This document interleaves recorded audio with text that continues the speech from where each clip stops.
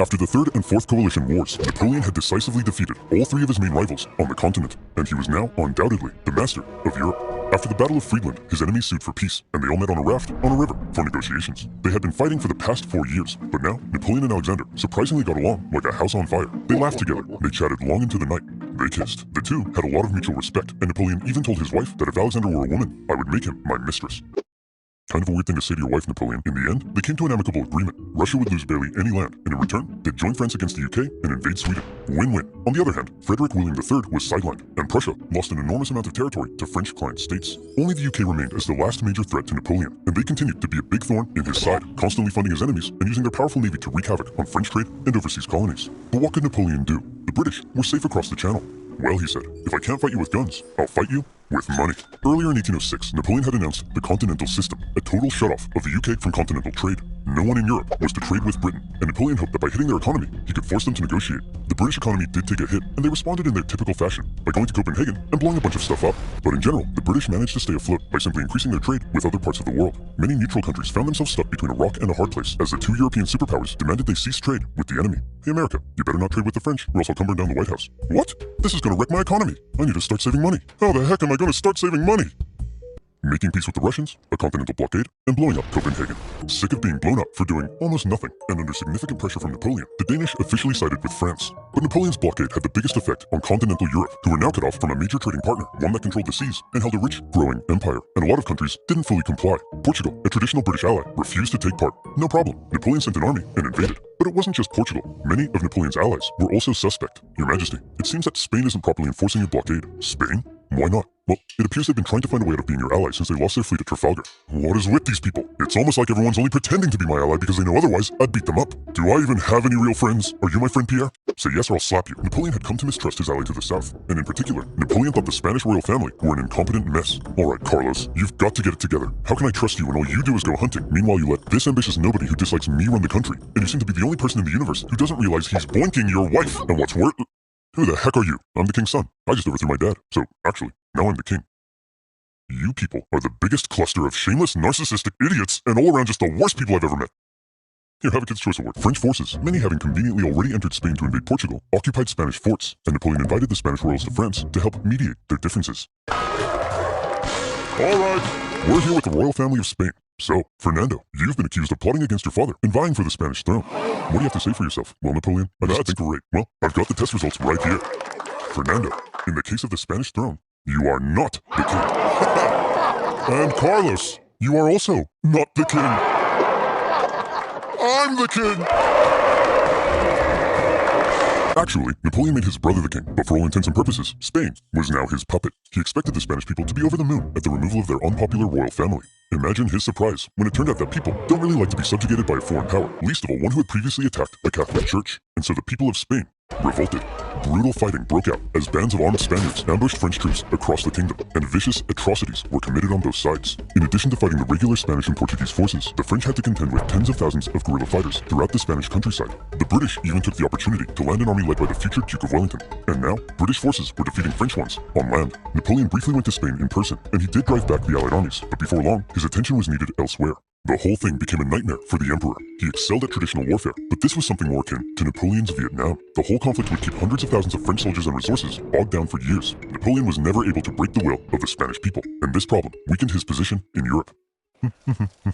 Hey Francis, want to go to war with Napoleon again? I don't know, Britain. He's already whomped me 3 times. I'll give you a bazillion pounds. Well, okay. Seeing that Napoleon was now caught up in Spain, and with some British funding, Austria decided maybe, just maybe, this time, they'd have a chance.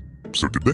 No. Napoleon defeated them in just 4 months. It was quick, but it wasn't exactly easy. The Austrians had been watching Napoleon and learning, and they had made some reforms, while Napoleon, after years of war, was increasingly having to rely on inexperienced conscripts. So this time, the Austrians gave him a run for his money. The Fifth Coalition saw some of the bloodiest battles to date, including Napoleon's first major defeat, and when he did finally defeat the Austrians at the Battle of Wagram, it was a very costly victory. Still, Napoleon had yet again kicked Francis's butt, and as part of the peace terms, Austria lost a bunch more land. Not long after, however, Napoleon and Francis came to another agreement. It was decided that Napoleon would marry Francis's young daughter. But wait, doesn't Napoleon already have a wife? Well, yes, he did. Josephine and Napoleon had become quite fond of one another, but now that Napoleon was playing the monarch game, he needed a male heir, and his aging wife wasn't giving him one, so it was out with the old and in with the new.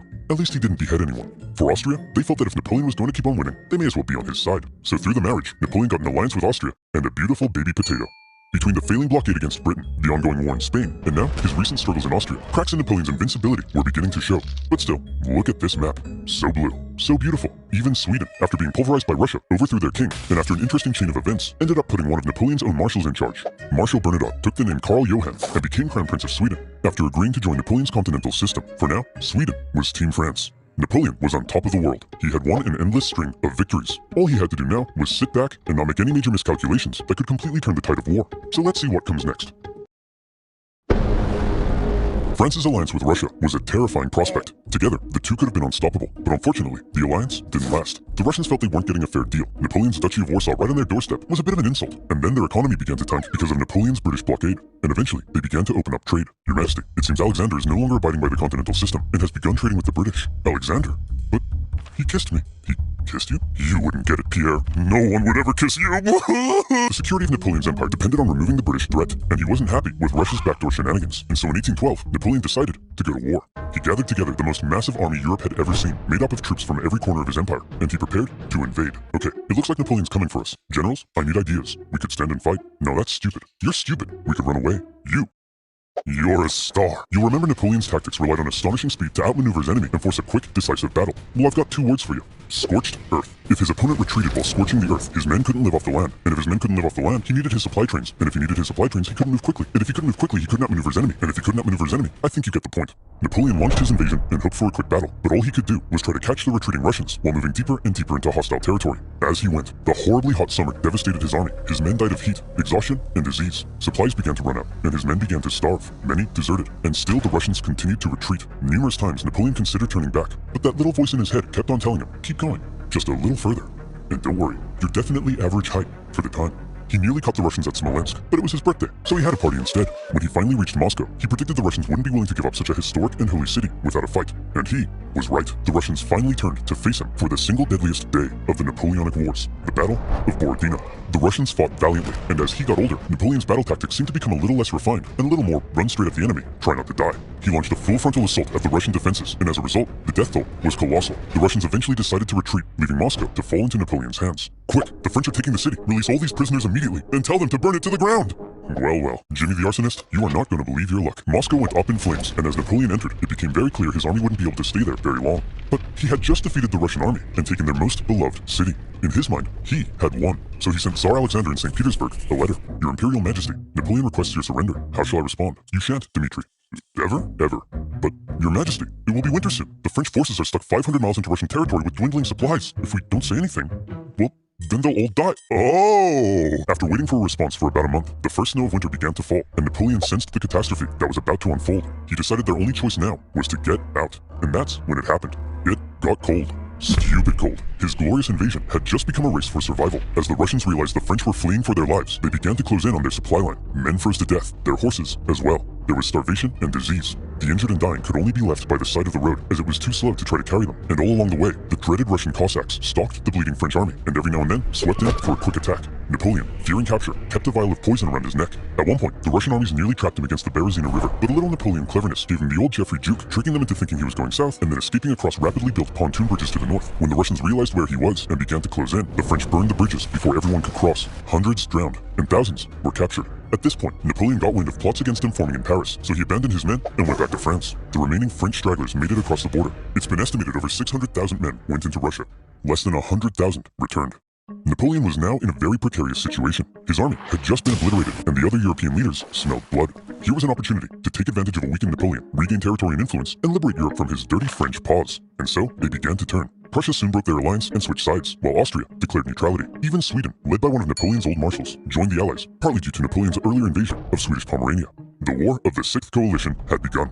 The coalition forces had been reforming their armies, and they were now much better, and the UK had also significantly amped up its financial aid to its continental allies. Their armies quickly advanced through Poland and into Germany.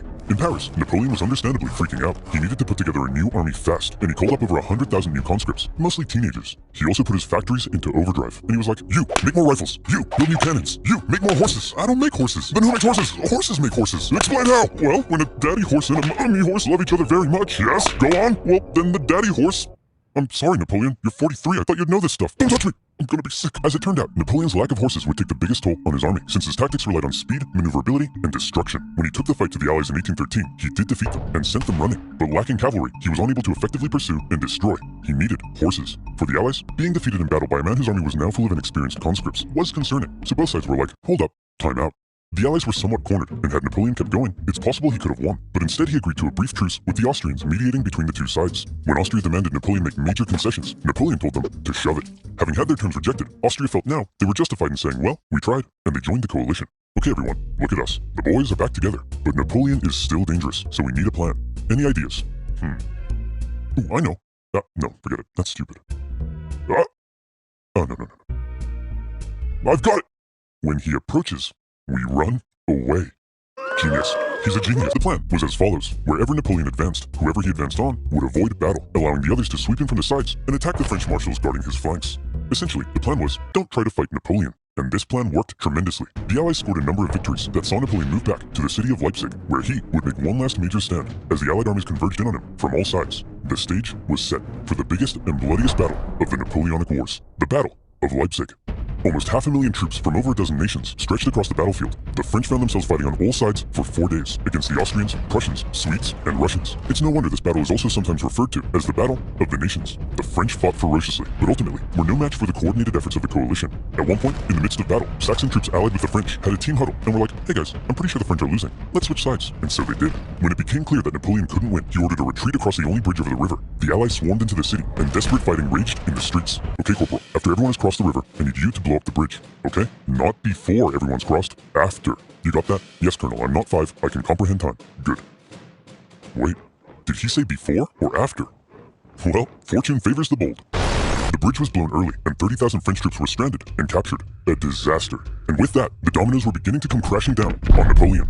In the south, an army under the British Duke of Wellington had been pushing the French out of Spain for the past few years, and were now crossing into France. Austrian armies had pushed into Italy, while Napoleon's old flamboyant cavalry commander, Murat, who Napoleon had made king of Naples, decided to switch sides. German states, many resentful after years under Napoleon's thumb, turned against him, and the Confederation of the Rhine collapsed. Bernadotte invaded Denmark, and they were forced to join the coalition, while the Netherlands were liberated. You'd think Napoleon might have seen the writing on the wall, but he was Napoleon, and so instead, he prepared to keep fighting. As attitudes in Paris were already beginning to turn against him, he called up more conscripts to defend the exhausted nation. As for the Allies, they weren't sure exactly what they were aiming for here. A few peace offers were floated that may have let Napoleon keep his position, but the British kept throwing around even more money, and eventually, they all agreed that the ultimate aim was the deposition of Napoleon entirely. And so, Napoleon embarked on one of his most famous campaigns to defend the homeland. He was completely outnumbered, but the Allied armies had split up and spread out. His army was so small that he could move at lightning speed, and he used this to his advantage. In the famous 6 Days campaign against Prussian General Blücher, he attacked from all directions and defeated Blücher's forces 4 times, only suffering a tenth of the casualties he inflicted. Even with his back completely to the wall, Napoleon was still Napoleon. Then he turned south to take on Schwarzenberg's army of Bohemia and enjoyed even more victories. However, Napoleon's problem was that he couldn't be everywhere at once, and wherever he wasn't, the Allies continued to push towards Paris. He made one last-ditch attempt at moving in behind the enemy lines and cutting off their communications, but Paris was in disarray, and the people were sick of war. One ambitious and slightly treacherous politician sent the Allied armies a letter basically saying, hey guys, come on in. And so, they did. The city's defenders surrendered, and as the Allied leaders entered Paris, the people cheered them as bringers of peace. Paris had fallen. Quick, marshals, gather your men. We're gonna launch an assault on Paris. Where are my marshals? They all left, and told me to give you this note. Napoleon's marshals had realized what he hadn't. It was over, and they insisted all that was left now, for the good of France, was for him to abdicate. And without the support of his army, Napoleon had no choice.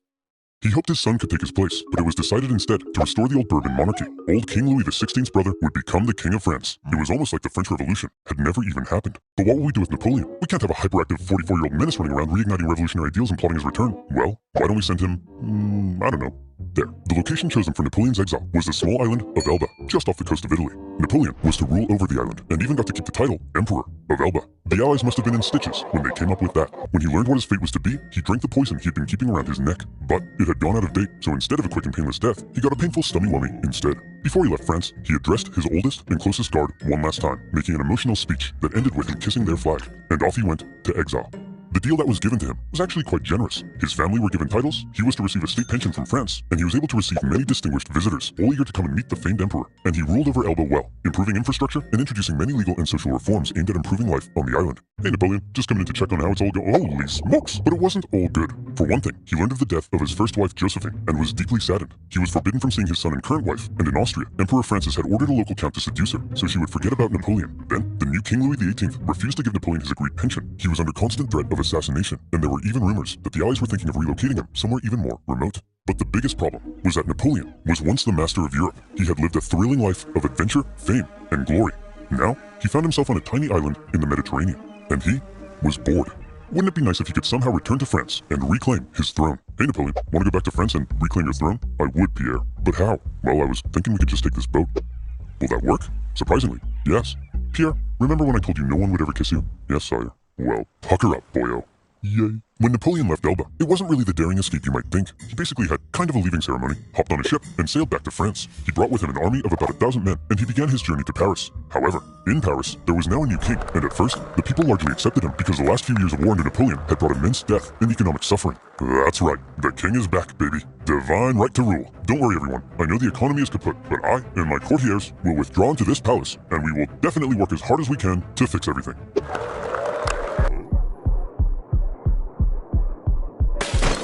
Oh yeah, that's why we got rid of the king. As the Bourbon monarchy began to look more and more like a return to the past, and the returning nobility seemed hell-bent on regaining their lost privileges, the people weren't too happy. And so, Napoleon hoped that his glorious return would be met with jubilation. In the end, the reaction was a little mixed, but many were happy to see their old emperor. Your Majesty, it seems that Napoleon is back and marching this way with 1,000 men. That guy? No problem. I have hundreds of thousands of men. Send them to arrest him.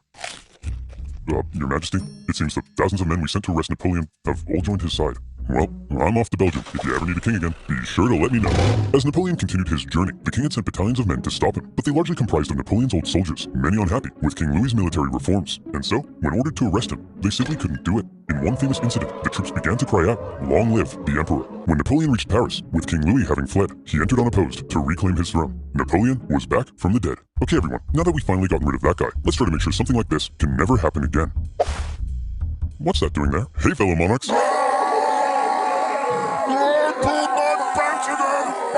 This time, Napoleon promised he would be a mucho good boy and not start any wars. But the Allied leaders were having none of it. They declared Napoleon an outlaw and the illegitimate ruler of France. Then, they declared war. Not on France, but on Napoleon himself. And when you have multiple empires declaring war on you as an individual, that's how you know you're a very naughty boy. The Allied powers began making plans to combine their forces and once again invade France. The most immediate threat to Napoleon were the British and Prussians hanging out in nearby Belgium. If Napoleon could knock them out quickly, maybe he could force the Allies to negotiate, and maybe he could hold on to his power. Together, the two armies to the north outnumbered him, so he made a plan to divide them and take them on separately. Historians debate how much of a chance Napoleon had here, but this same strategy of dividing and conquering had worked for him multiple times. He marched north with 125,000 men and took on the Allies in a number of initial engagements, defeating the Prussians before turning to take on the British. But to Napoleon's dismay, miscommunication and hesitation among his marshals allowed both enemy armies to retreat, and crucially, rather than fleeing east, the Prussians moved north, where they could remain in contact with the British. Napoleon sent a force to hold off the Prussians as he moved in on the British, now holding a defensive position at Waterloo. Prussian General Blucher sent word that he would come to Wellington's aid if he could just hold off the French for long enough. Napoleon had to defeat Wellington before the Prussian army could arrive in force, and it was close. The British held the high ground and a number of key defensive buildings across the battlefield. After waiting some hours he didn't have for the ground to dry, Napoleon sent men to assault the Hougoumont farm, but the British-German garrison there held out. French Marshal Ney launched a number of miscalculated cavalry charges at the British lines. The British formed defensive square formations, and they tore the French cavalry to shreds, while one guy chose the absolute worst time to go on a bender. The French did manage to capture a farmhouse directly in front of the British line, and from there, they unleashed artillery hellfire on the British square formations. And as Napoleon sent his Imperial Guard in to finish the British off, a nervous Wellington knew his lines were at breaking point. But the Prussians had earlier begun to arrive, and now they were arriving in large numbers. And after the British held out and sent the French Imperial Guard running, the French lines panicked, fearing they had been encircled, and they began to flee. The Battle of Waterloo was an Allied victory. And with that, Napoleon's hopes of returning to glory were vanquished. He knew he was defeated. He went to the British and said, "Can I please have a house near London?" And the British replied, "No." Instead, to make sure Napoleon was put away once and for all, they sent him to one of the most isolated and remote places they could think of, a tiny island in the Atlantic Ocean, St. Helena. Here, a deeply isolated and depressed Emperor Napoleon would live the remaining years of his life. His house was a wooden bungalow, not exactly on par with the Tuileries Palace. Much to his frustration, his captors referred to him as General, rather than calling him Emperor. His mail was censored, his visitors were vetted. There was almost no way he could escape such an isolated island, but just to be sure, he was guarded by 2,000 British soldiers and 2 ships that circled the island 24 hours a day. He had once been the most powerful man alive, and images of the victorious Napoleon depict a strong leader, hand firmly in jacket. Depictions of Napoleon on St. Helena show a disheveled old man, hand firmly in pants. He had lost everything. And by the way, he was only 46, so maybe it's about time you know what? You're doing all right, kid. Napoleon fought one last battle while on the island. The battle for his reputation. He spent hours writing his memoirs, espousing his achievements, recording his greatness, and turning himself and his story into a phenomenal legend. And in this battle, he certainly succeeded. His mark on history cannot be denied. After his defeat, the European monarchs had got to work restoring Europe to its traditional balance and reasserting their dominance. But after Napoleon had spread the influence of the French Revolution, these returning monarchs would have a difficult time regaining their absolute control. France returned to the rule of the Bourbons, but it would go on to stage another revolution, and then another one. Reaction to Napoleon's rule in places like Germany and Italy propelled forward the ideas and feelings of modern unity and nationalism, and his Napoleonic code still remains the basis of law in various modern countries. The modern world owes a lot to Napoleon's legacy. He remains statistically possibly the greatest military general in history, and his revolutionary military tactics changed the face of warfare. He was the last truly great leader to both lead his armies in battle while retaining total political control over a vast empire. There's still hope for Joe Biden, but the man remains somewhat of an enigma, and we still aren't sure exactly what to make of him in some regards. Was he the champion of the French Revolution, spreading equality wherever he went, or did he betray it by making himself an absolute monarch and restricting certain liberties? Was he an ambitious and aggressive conqueror, hell-bent on bringing Europe to its knees? Or was he simply defending himself against an aggressive Europe, hell-bent on reducing his power? Some things will continue to be debated. Napoleon died at the age of 51, officially of stomach cancer, but some believe he may have been poisoned. The British buried him in a tin coffin inside a mahogany coffin, inside a lead coffin, inside another mahogany coffin. I guess this time, they wanted to make sure he stayed where they put him. In 1840, his remains were moved to Paris, where they now rest under the dome of Les Invalides. The man from humble origins, with huge ambition, ruthless determination, immaculate skill on the battlefield, and a hefty dose of luck, who was determined to make his mark on history, did just that. There is no immortality, he said, but the memory that is left in the minds of men. And in that sense, Napoleon knew he would live on forever. Oh, and to reiterate, he was definitely average.